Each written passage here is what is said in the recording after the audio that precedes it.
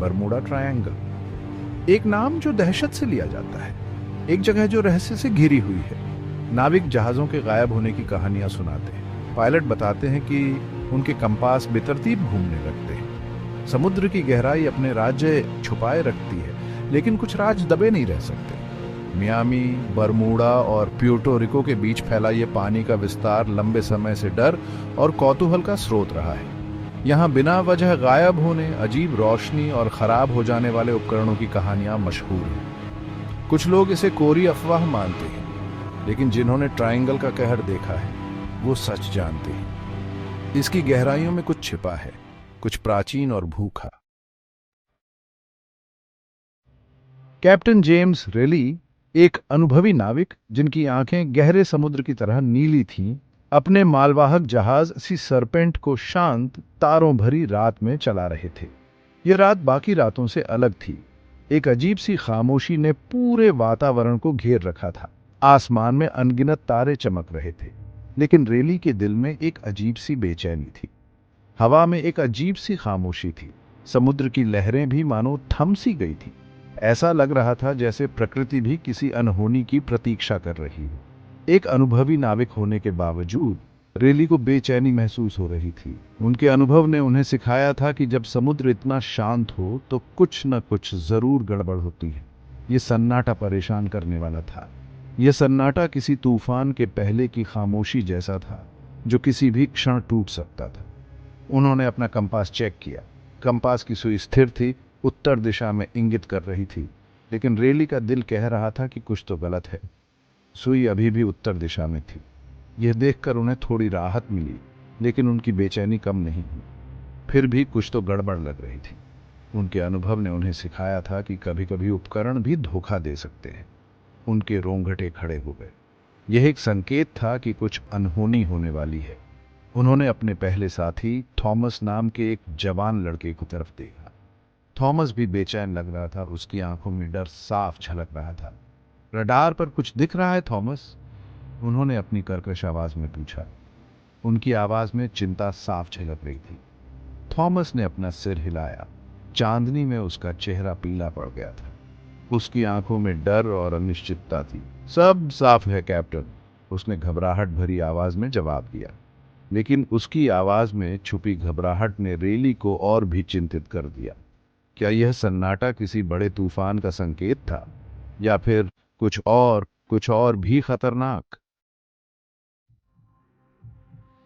पानी पर एक धुंधलका छा गया जो जहाज की तरफ बढ़ रहा था। यह उस तरह का कोहरा नहीं था जैसा रेली ने पहले कभी देखा था। यह धुंधलका किसी जीवित चीज की तरह सांस ले रहा था। हवा और भी ठंडी हो गई, खुली त्वचा को चुभने लगी। विजिबिलिटी तेजी से कम हो रही है कैप्टन, थॉमस ने आवाज दी। उसकी आवाज में खौफ साफ था। रेली ने पतवार को और कसकर पकड़ लिया। उसके पोर सफेद पड़ने लगे। जहाज को घुमाओ, उसने आदेश दिया। बढ़ती बेचैनी के बावजूद उसकी आवाज दृढ़ थी। हमें इस कोहरे से बाहर निकलना होगा। लेकिन अब बहुत देर हो चुकी थी।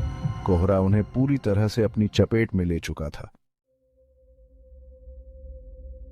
सन्नाटा एक धीमी गूंज से टूट गया, जो पहले तो मुश्किल से सुनाई दे रही थी, फिर तेजी से बढ़ती गई। यह गूंज एक रहस्यमयी ध्वनि थी जो हवा में तैर रही थी, मानो किसी अदृश्य शक्ति ने उसे जन्म दिया हो। यह कंपन पूरे जहाज में गूंज रहा था, उनकी हड्डियों तक में। हर कोने में, हर दीवार में यह ध्वनि गूंज रही थी, जैसे जहाज खुद एक जीवित प्राणी बन गया हो। थॉमस ने रेली की तरफ देखा। उसकी आंखें डर से फैली हुई थीं। उसकी सांसें तेज हो रही थीं और उसके चेहरे पर पसीने की बूंदें चमक रही थी। ये आवाज क्या है कैप्टन? उसने कांपती आवाज में फुसफुसाया। उसकी आवाज में डर और अनिश्चितता साफ झलक रही थी। रेली ने सिर हिलाया। उसका दिल जोर से धड़क रहा था। उसकी धड़कनें इतनी तेज थीं कि उसे लगा कि वे उसके सीने से बाहर आ जाएंगी। उसने पहले कभी ऐसी आवाज नहीं सुनी थी। यह ध्वनि इतनी अजीब और भयानक थी कि उसने उसे पूरी तरह से हिलाकर रख दिया था। तभी उसकी नजर कंपास पर पड़ी। कंपास की सुई बेतरतीब घूम रही थी, जैसे किसी अदृश्य शक्ति ने उसे पकड़ रखा हो। उसकी सुई बेतरतीब घूम रही थी, मानो उसे किसी ने पकड़ रखा हो। यह दृश्य और भी भयानक था क्योंकि यह संकेत दे रहा था कि कुछ बहुत गलत हो रहा है। और फिर उसने वो आवाज सुनी। यह आवाज पहले धीमी थी लेकिन धीरे धीरे तेज होती गई, जैसे कोई उसके कान में फुसफुसा रहा हो। फुसफुसाहट पहले तो धीमी, जो हवा में बह रही थी। यह फुसफुसाहट इतनी रहस्यमयी थी कि उसने थॉमस को पूरी तरह से जकड़ लिया। ऐसी भाषा में फुसफुसाहट जो वो समझ नहीं पा रहा था, लेकिन उसकी रूह तक कांप गई। ये ध्वनि इतनी भयानक थी कि उसने थॉमस को पूरी तरह से हिलाकर रख दिया था, और वह समझ नहीं पा रहा था कि यह सब क्या हो रहा है। सामने कोहरे में एक आकार उभरने लगा, लंबा और कंकाल जैसा, जिसके किनारे दिखाई दे रहे थे और गायब हो रहे थे। इससे एक अजीब सी हरी चमक निकल रही थी, जो कोहरे को एक अलौकिक रोशनी से भर रही थी। थॉमस हाँफ गया, उसका हाथ अपने मुंह पर चला गया। कैप्टन देखो, उसने हकलाते हुए कहा, उस आकृति की ओर इशारा करते हुए। रेली ने देखा, उसकी सांस उसके गले में फंस गई। जैसे जैसे जहाज करीब आता गया, आकार और साफ होता गया, जिससे एक औरत की भूतियां आकृति दिखाई देने लगी। उसके कपड़े फटे हुए थे, उसके लंबे काले बाल उलझे हुए थे, उसका चेहरा साए में छिपा हुआ था, लेकिन रेली को महसूस हो रहा था कि उसकी आंखें उसे घूर रही हैं। फुसफुसाहट तेज हो गई, उनके चारों ओर निराशा के बवंडर की तरह घूम रही थी।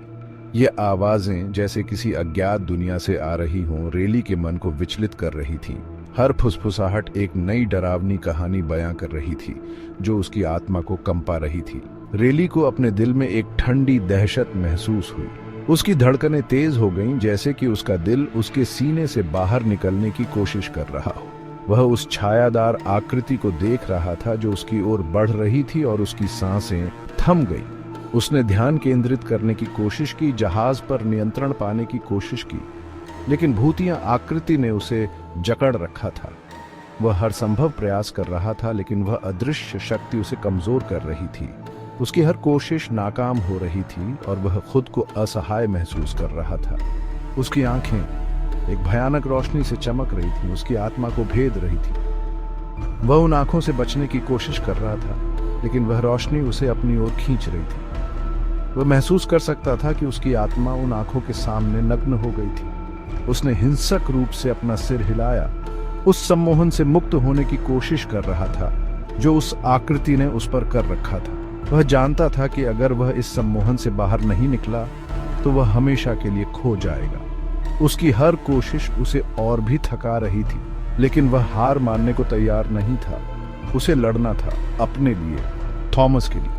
वह जानता था कि यह लड़ाई सिर्फ उसकी नहीं थी, बल्कि उन सभी के लिए थी जो उस पर निर्भर थे। उसकी आंखों में एक नई चमक आ गई और उसने खुद को तैयार किया। उसने नए दृढ़ संकल्प के साथ पतवार को पकड़ लिया। उसके पोर दबाव से सफेद हो गए।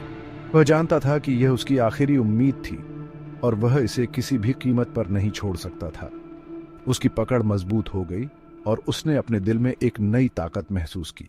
अपने आप को संभालो, रेली, उसने अपने दांतों तले बुदबुदाया। वह खुद को शांत करने की कोशिश कर रहा था, लेकिन उसके अंदर का डर उसे कमजोर कर रहा था। उसने खुद को याद दिलाया कि उसे हार नहीं माननी है। यह सच नहीं है, यह हो ही नहीं सकता। उसने खुद को यकीन दिलाने की कोशिश की, लेकिन वह जानता था कि यह सब असली था। उसकी आंखों में एक नई चमक आ गई और उसने खुद को तैयार किया। यह उसकी आखिरी लड़ाई थी, और वह इसे जीतने के लिए तैयार था। जैसे ही यह प्रकट हुआ था, भूतिया आकृति गायब हो गई। कोहरा छंटने लगा, जिससे एक साफ तारों से भरा आकाश दिखाई देने लगा। गूंज बंद हो गई। उसके पीछे एक भयानक सन्नाटा छोड़ गई। रेली पतवार के सहारे गिर गया। उसका शरीर थकावट से कांप रहा था। अभी क्या हुआ था? क्या यह सच था, या कोहरे ने उनके दिमाग के साथ खिलवाड़ किया था? उसने थॉमस पर नजर डाली, जो डरा हुआ था। उसकी आंखें डर से चौड़ी थीं। उसने उसकी निगाहों का पीछा किया और हाँफने लगा। वहां पानी में, जहां भूतिया आकृति खड़ी थी, एक विशाल भंवर घूम रहा था, और उसकी गहराई में वह उस औरत की भूतिया छवि को देख सकता था। उसका हाथ उनकी ओर बढ़ा हुआ था। रेली अपने रेडियो के लिए लड़खड़ा गया। उसके हाथ कांप रहे थे। उसे किसी को आगाह करना था। उन्हें बताओ कि उसने क्या देखा था। उसने स्विच घुमाया, लेकिन उसे केवल स्थिर ध्वनि सुनाई दी। उसने फिर कोशिश की। उसकी आवाज भयभीत थी। मेडे, मेडे, ये सी सरपेंट है। हम बरमूडा ट्रायंगल में हैं। हम हैं। प्रसारण कट गया, उसकी जगह एक कान फाड़ देने वाली चीख ने ले ली। रेडियो में चिंगारी निकली और वह बंद हो गया। रेली उसे घूरता रहा, उसका खून बर्फ में बदल गया। वे अकेले थे। उसने भंवर को देखा, उसके ऊपर भय की भावना छा गई। ये बड़ा होता जा रहा था, उन्हें अपनी ओर खींच रहा था। सी सरपेंट फिर कभी नहीं देखा गया। कोस्ट गार्ड को जहाज या उसके चालक दल का कोई पता नहीं चला। आधिकारिक रिपोर्ट में गायब होने के संभावित कारण के रूप में असामान्य मौसम की स्थिति का हवाला दिया गया था। लेकिन जो लोग बरमूडा ट्रायंगल की कहानी जानते थे, वे भूतिया औरत और घूमते भंवर के बारे में फुसफुसाते थे। बरमूडा ट्रायंगल का रहस्य बना हुआ है। क्या सी सरपेंट प्राकृतिक शक्तियों का एक और शिकार था, या वहां कुछ और भयावह चल रहा था? समुद्र अपने राज छुपाए रखता है, लेकिन हवा में फुसफुसाहट एक अलग ही कहानी बयां करती है। भूतिया सन्नाटे की कहानी, बिना वजह गायब होने की कहानी, और एक ऐसा खौफ जो लहरों के नीचे छिपा हुआ है।